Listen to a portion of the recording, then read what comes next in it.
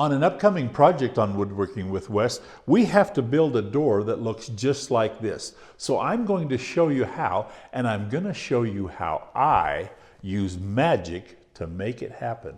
Let's get started.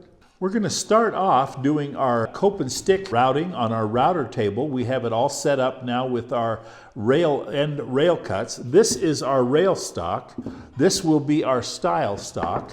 If you've watched any of my door videos, you'll notice that I always do my pieces in double wide. And so watch and see how it goes through. It always helps to keep your hands more safe because you have a bigger piece of wood to hang on to. I also always start with a sample and make a sample cut so that I make sure I have my router set up. This is the end cut on our rail stock that I made to make sure that I was set up correctly. I'm going to go ahead and make one more and show you how I do that, and then we'll go ahead and route the ends of our rail stock. Then we change our bit over to our stile rail and do it.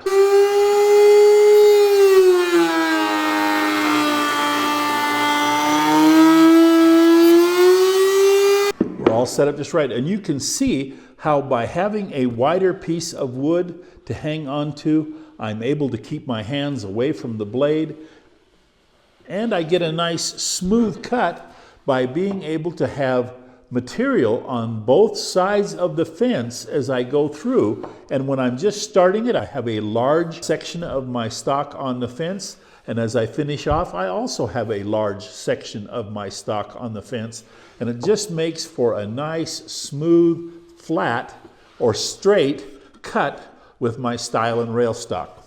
Okay, let's go ahead and set up and get ready to do the rail stock.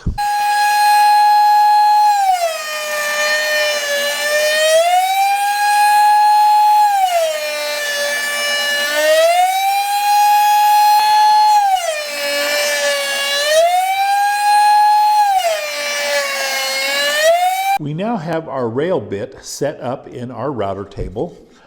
This is what it will look like. I tested it on my sample piece to make sure that my groove lined up with my tongue. There's just some little feathers here, and those are always there. But we just make sure as we set it up that our tongue and our groove line up. That's what makes the door come together perfectly, is when you have your tongue and your groove line up, and that's what we've done, made sure that it lined up like it's supposed to.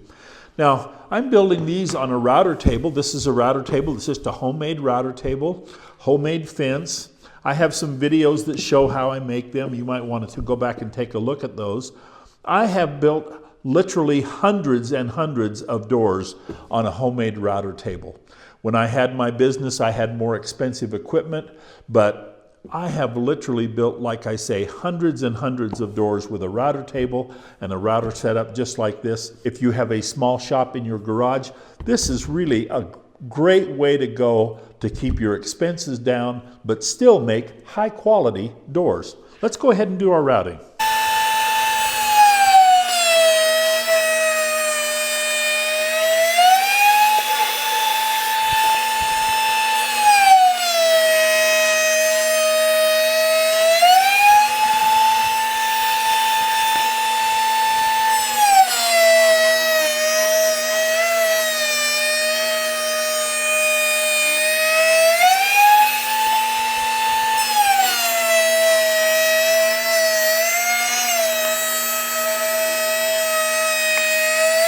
Just like that. Now that we have it all done in one piece, we'll go over to the saw and we'll cut the size of rails. Now we're going to have 3-inch stile and rails. This is a 7-inch wide piece, and so I'll be able to cut 3 inches out of here nice and easy.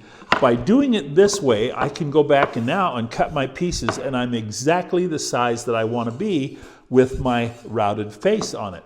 Makes for a great way to come up with consistently the right size pieces. With our stiles and rails all now cut to size and length, I just kind of popped them together a little bit here so you could see how you put together a door.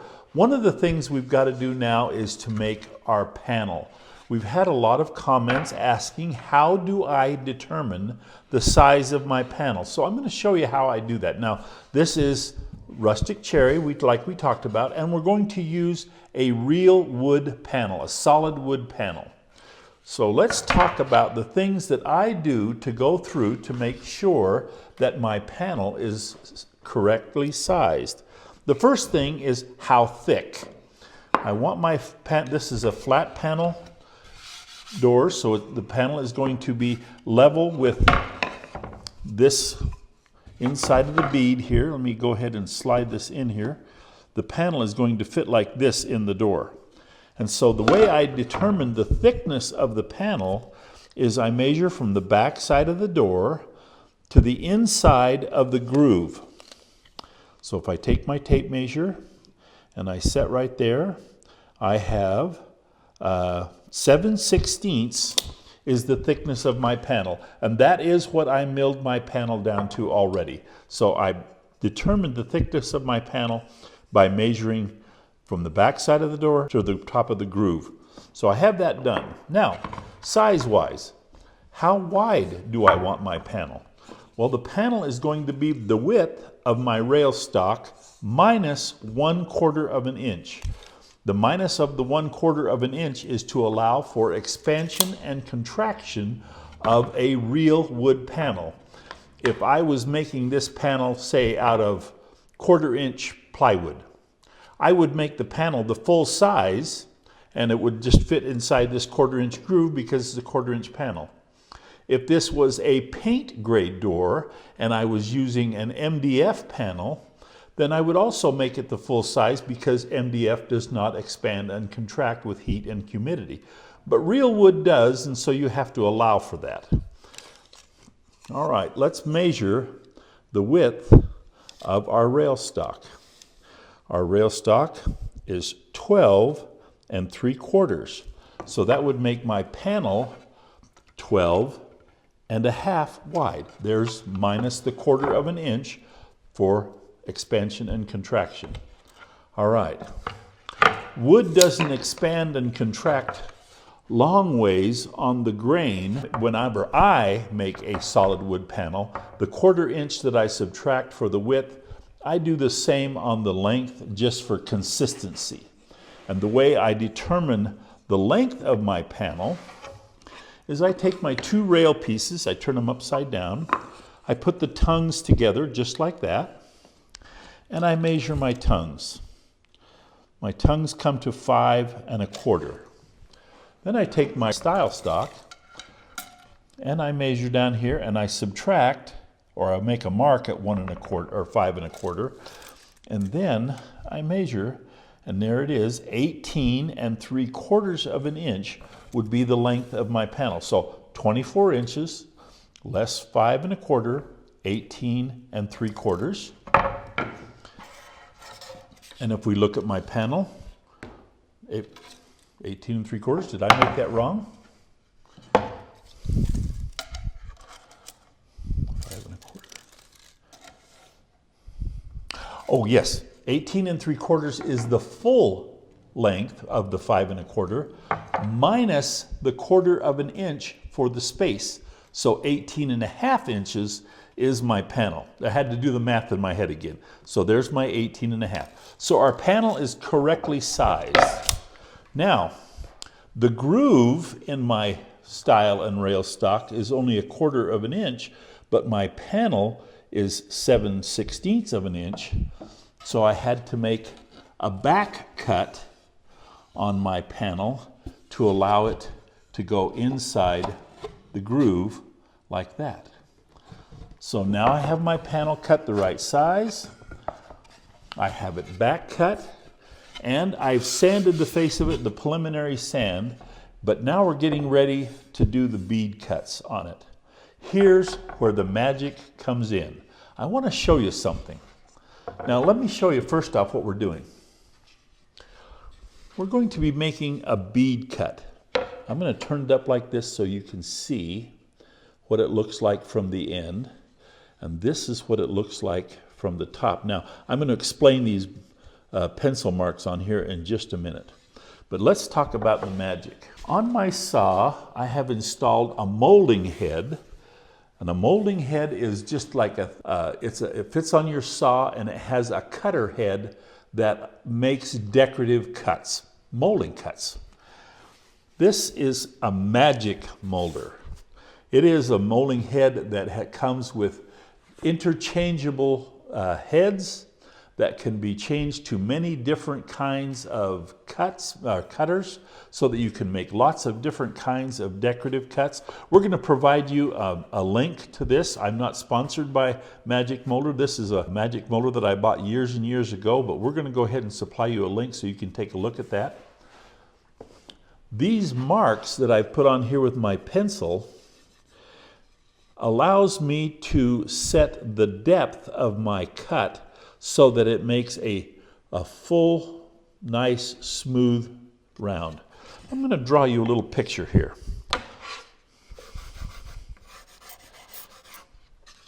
This line represents the surface of my panel.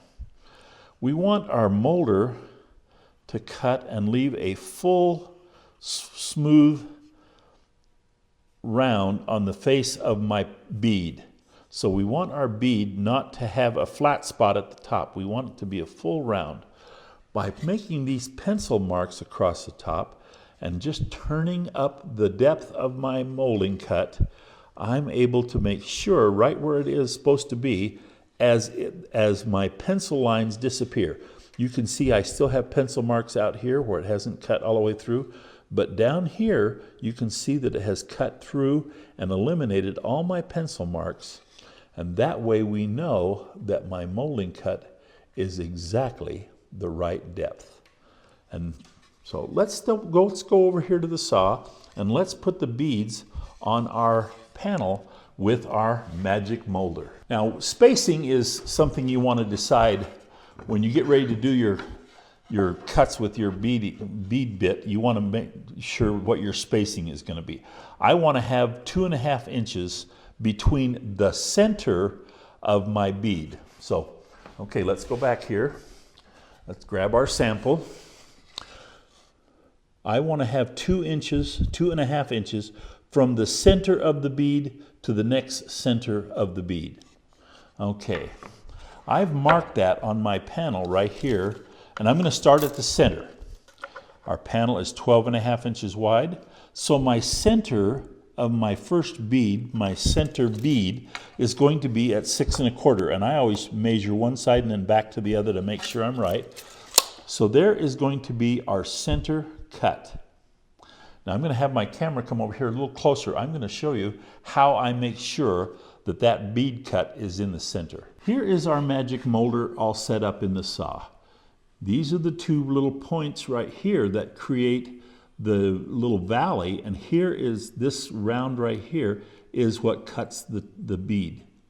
So what I need to do is I need to line my 6 1/4 up with the bottom of that little round right there, just like that. And so that's what we're going to do. We're going to go ahead and get that done, and then we're going to cut our first bead. All right, I have my 6 1/4 set right to the middle of my bead cut, so my bead lines up perfect. We turn it over face down, and you want to apply good pressure as you move your panel across there so that your bead cut is consistent front to back. So let's go ahead and do that.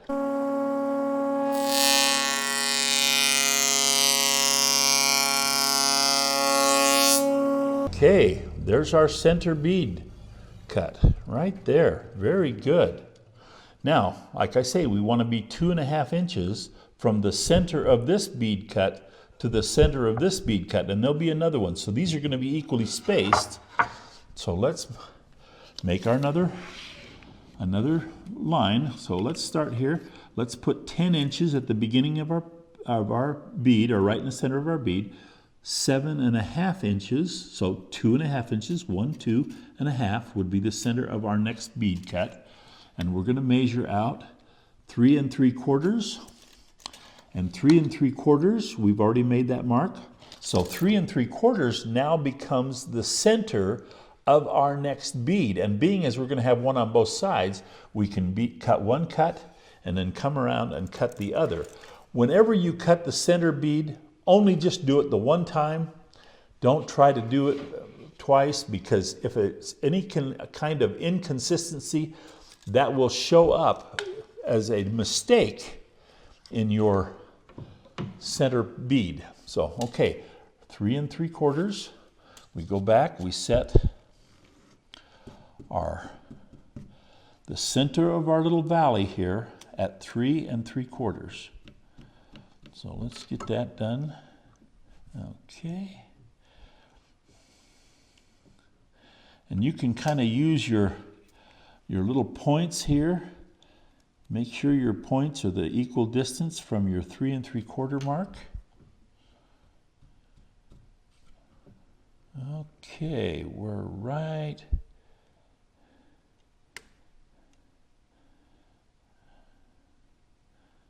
Well, we're good right there. Okay, 3 3/4. We got her done. Now I'll show you how we do the next cut.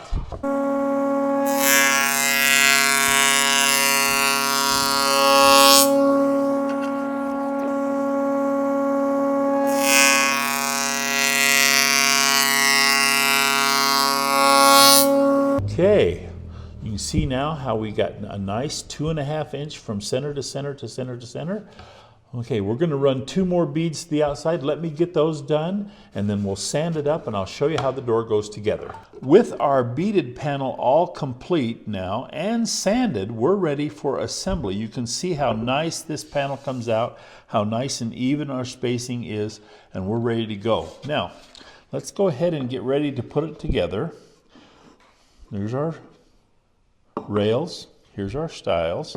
I marked where, now when we put a door together like that, we only glue, the only glue there is where the stiles and rails go together. And so I have marked a little mark on my rail stock here where my glue goes. So I'm only going to glue right here and right here on the end. There'll be no glue in here because the panel needs to be able to float for expansion and contraction. But you also want it to stay centered. And that's where these little space balls come into play. Now, space balls are designed to create a space. And what they do is they're little hard rubber balls, and you put them inside the groove on your stile and rail stock.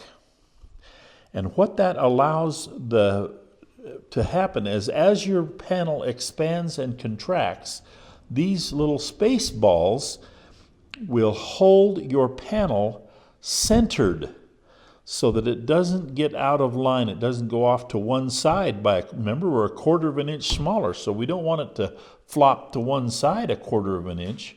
We want it to stay centered. And these little space balls hold the space so it stays centered. All right, let's go ahead and apply our glue. And I always put when I glue together a door, I always put my rails or stiles back to back. And I'm liberal with my glue. Not too much, but plenty. Because this is the only thing that holds this door together is this glue. And so I make sure that the outside of my bead is got plenty of glue, and there's glue inside the groove. You can take a little brush if you want and spread your glue so it's a little more even. There's nothing wrong with that. I don't, because over the course of years I've learned to hurry things along for production's sake. Okay. Then I put one rail in one end, pound it down, and then I take my panel and I slide my panel in my groove like that. Okay, there we go. Now it's in where it's supposed to be. All right, give it a little bump so that it pulls it into place. Now your other, oops, turn it around the right way. Your other rail on this end.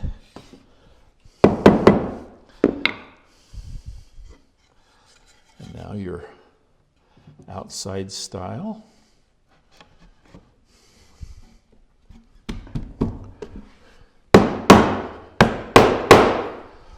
Then I turn it up on end and pound it all down flush like that.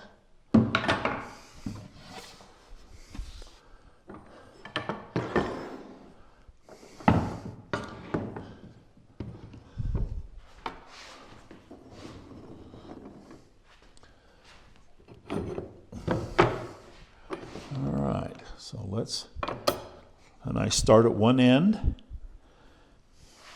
and I make sure that my stile and rail pieces are flush at the end, just like that,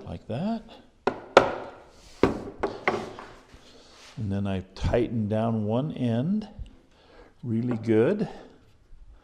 Make sure it's flat against my clamp. Then I go to my other side and do the same thing. Make sure I'm flush, and we are already. Okay.